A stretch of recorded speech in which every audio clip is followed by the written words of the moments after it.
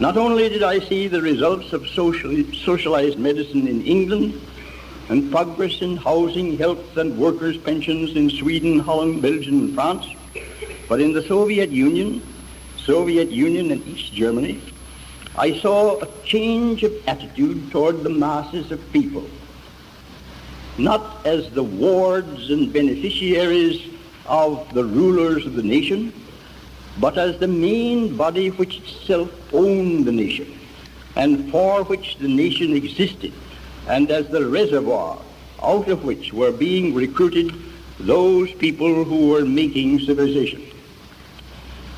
In China, it seemed to me that the process was going even further, and that human nature was being so changed that instead of self-seeking and class hatred, which so characterized the West, that there was coming a sense of partnership in a vast and growing nation, of willing cooperation, and of a widespread content and happiness, which I had not seen elsewhere in the world.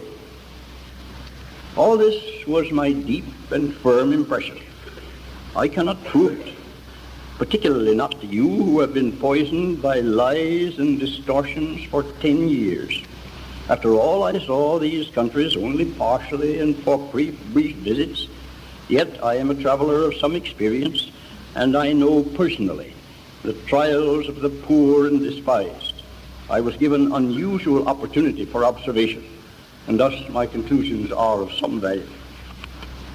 I saw the spread of socialism and communism.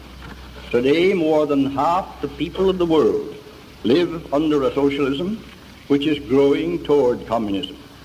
In my mind, there is no doubt but that the world of the 21st century will be overwhelmingly communistic. To the United States, I look again upon the scene. The legal fight led by the NAACP has been an astonishing success. But its very success shows the limitations of law and law enforcement unless this program has an economic foundation.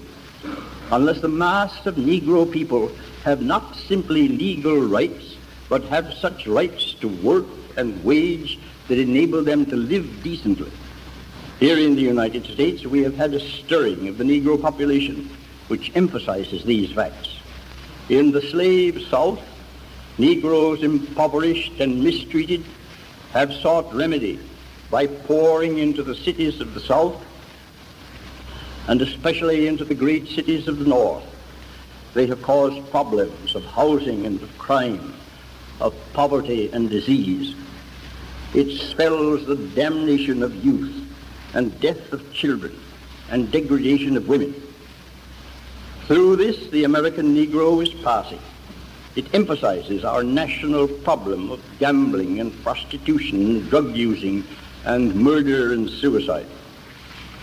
On the other hand, the Negroes who have grown in intelligence and awareness of their handicaps have begun to fight back by the use of the boycott and the passive resistance.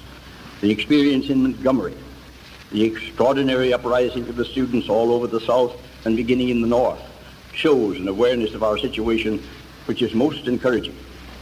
But it still does not reach the center of the problem.